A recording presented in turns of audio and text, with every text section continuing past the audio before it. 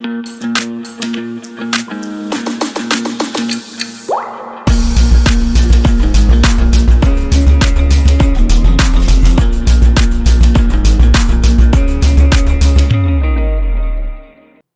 Everyone, welcome back to the layman way, जहाँ पे हम सीसैट का डेली डोज देते हैं आपको 2 क्वेश्चंस का, ताकि आपका टच बना रहे सीसैट से और सीसैट आप इग्नोर ना करें, है ना। तो प्लीज़ इस सीरीज़ को फॉलो करिए, क्योंकि बहुत ही इंपॉर्टेंट हम कंसेप्ट इसमें डिस्कस कर रहे हैं फॉर यूपीएससी प्रीलिम्स, और जो पास्ट ईयर के क्वेश्चंस हैं उसको भी हम थोड़ा थोड़ा देख रहे हैं इसमें, है ना। तो जो भी इंपॉर्टेंट कंसेप्ट हैं वही हम इसमें डिस्कस करते हैं और कुछ नहीं करते हैं, और आपको इससे ना अप्रोच पता चलेगा कि क्वेश्चंस हम करते कैसे हैं, क्वेश्चंस को करना कैसे है। So please follow this series, and if you are new to this channel, do not forget to like, share, subscribe and also recommend these lectures to your fellow aspirants as well. इसके साथ साथ हमने master CSAT का एक challenge launch किया हुआ है, जिसमें हम आपको चैलेंज करेंगे कि आप 7 डेज़ में उसको कंप्लीट करके दिखाइए, है ना। तो उसमें बहुत ही ज़्यादा कंसेप्चुअल क्लैरिटी के साथ हमने वीडियोस बनाए हैं। So please go and check that out. उसके साथ आप हमारा इकोनॉमिक्स का चैलेंज भी ज्वाइन कर सकते हैं, that is free of cost, right. चलिए, आज का लेक्चर हम स्टार्ट करते हैं और आज के 2 क्वेश्चन हम देखते हैं कि कौन कौन से 2 क्वेश्चन हैं, right. An amount of money was distributed among A, B and C in the ratio P, Q and R. Consider the following statements. पहली ये है और दूसरी ये है. A gets the maximum share if P is greater than Q plus R. C gets the minimum share if R is less than P plus Q.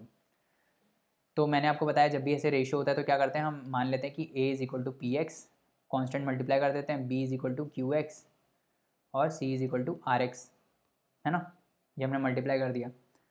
अब total amount of money कितना है, अब कुल मिला के बात ये है कि टोटल अमाउंट ऑफ मनी कितना है। टोटल अमाउंट ऑफ मनी है P plus Q plus R x, है ना। टोटल अमाउंट ऑफ मनी इतना है, ठीक है। टोटल अमाउंट ऑफ मनी ये मान लो T है, वो ये तो कांस्टेंट है हमेशा, total amount of money constant है। तो मैं x निकाल सकता हूँ यहाँ से, x कितना आएगा T upon P plus Q plus R, जो कि एक कांस्टेंट ही है वैसे, है ना। तो तो अगर A मैक्सिमम होगा, ठीक है, अगर A मैक्सिमम है, मतलब P into T upon P plus Q plus R, P by P plus Q plus R कर देते हैं। अगर A मैक्सिमम होगा, है ना, तो वो किस पे डिपेंड कर रहा है, वो P पे डिपेंड कर रहा है, ठीक है। तो ये बोल रहा है कि if A gets a maximum share if P is greater than Q plus are.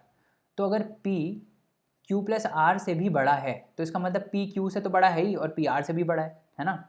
कोई भी चीज़ अगर किसी 2 क्वांटिटीज़ के सम से बड़ी है तो ऑब्वियसली वो इंडिविजुअल क्वांटिटी से भी बड़ी है ना। समझ में आ रहा है ना। तो मेरा कहने का मतलब ये है, जैसे मान लो 4 है ना। अब मैं बोलूँ कि 4 is greater then, let's say 4 is greater then, क्या बोलें, 4 इज़ ग्रेटर देन 3, है ना। और 3 को हम क्या लिख सकते हैं, 2 प्लस 1 लिख सकते हैं, है ना। तो 4 2 से भी बड़ा है, 4 1 से भी बड़ा है, तभी तो 4 3 से भी बड़ा है ना। तो ये तो सही है कि A gets maximum share if P is greater than Q plus R, क्योंकि P तब सबसे बड़ा हो जाएगा। और हमारा जो A है, A का शेयर कितना है, A का शेयर है PX, इसका QX है और इसका RX है, जहाँ पे X तो कांस्टेंट है। तो P अगर सबसे बड़ा है तो ऑब्वियसली A का शेयर सबसे बड़ा होगा, तो 1 तो सही है। दूसरा क्या बोल रहा है, C gets minimum share if R is less than P plus Q।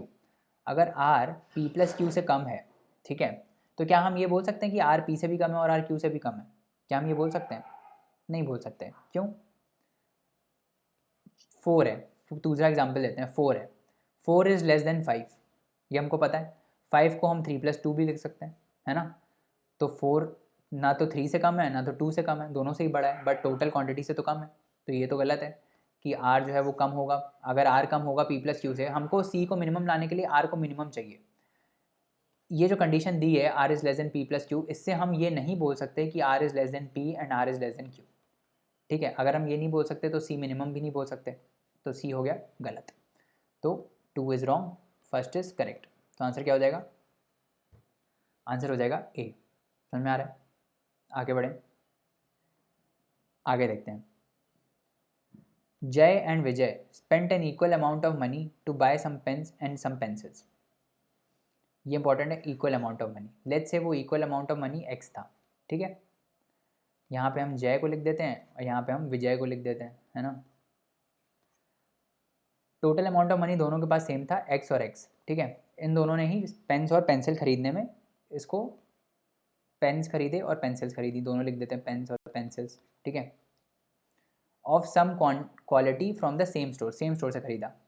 जे ने 3 पेन खरीदे और 5 पेंसिल खरीदी। तो जे ने 3 पेन खरीदे और 5 पेंसिल खरीदी। विजय ने 2 पेन खरीदे और 7 पेंसिल खरीदी, ठीक है। Then which one of the following is correct? A pencil cost more than a pen. तो मान लो पेन जो था, मान लो पेन का जो कॉस्ट है वो ए रुपीज़ है एक पेन का, और पेंसिल का कॉस्ट बी रुपीज़ है। तो जे ने टोटल कितना स्पेंड किया? 3A + 5B, है ना। This is equal to x, क्योंकि टोटल इसके पास पैसा कितना था? एक्स था। और वैसे ही विजय ने कितना स्पेंड किया? 2A + 7B, है ना। 2 पेंसिल खरीदी 2A हो गया, और 7 पेंसिल 2 पेन खरीदे 2A हो गया, और 7 पेंसिल्स खरीदी 7B हो गया। This is also equal to x, correct. अब ये दोनों इक्वेशन सेम है, देखो, तो इन दोनों को हम इक्वेट कर देते हैं। 3A + 5B is equal to 2A + 7B, correct. यहाँ से क्या आ जाएगा? A is equal to twice of B। A क्या था? पेन का कॉस्ट है, मतलब पेन का जो कॉस्ट है that is equal to twice of pencil का कॉस्ट। ये आ गया यहाँ से। अब क्या बोल रहा है? A pencil cost more than a pen, नहीं, पेंसिल कम है। Price of pencil is equal to that of pen, नहीं, इक्वल भी नहीं है, 2 टाइम्स है। Price of pen is 2 times that of price of pencil, है ना। तो आंसर क्या हो जाएगा? आंसर हो जाएगा सी। सिंपल है। आगे बढ़े, आगे बढ़ते हैं। अभी इस क्वेश्चन में क्या बोल रहा है? P scored 40 marks more than Q in an examination. तो P के जो मार्क्स हैं that are 40 more than Q। तो मान लो P के मार्क्स P हैं, Q के मार्क्स Q हैं, है ना। तो जो P के मार्क्स हैं that are 40 more than Q। तो पहली क्वेश्चन हमने लिख दी जो दी हुई है। If Q scored 10% less marks than P, Q के अगर मार्क्स हैं, Q के जो मार्क्स हैं that are 10% less than P, मतलब जितने P के मार्क्स थे उससे इसको 10% और कम कर दो, तो P - 10% ऑफ P कितना हो जाएगा? 90/100P, है ना। That is 0.9P, basically 0.9P हो जाएगा, है ना। Then how much did Q score? तो बहुत ही सिंपल है। अब Q is equal to 0.9P आ गया, इसको यहाँ पे रिप्लेस कर दो। P is equal to Q + 40 है ना। तो Q को हम रिप्लेस कर देते हैं 0.9P से, तो P is equal to 0.9P + 40। इसको जब इधर ले जाओगे तो माइनस हो जाएगा, तो क्या आ जाएगा? 0.1P that is equal to 40। P कितना हो जाएगा? P would be equal to 400, है ना। P अगर 400 आ जाएगा यहाँ पे, तो Q कितना आ जाएगा?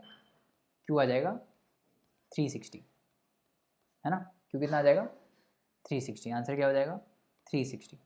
बहुत ही सिंपल था, है ना। ऐसे क्वेश्चन नहीं छोड़ने एग्जाम में, करेक्ट। आगे बढ़ते हैं।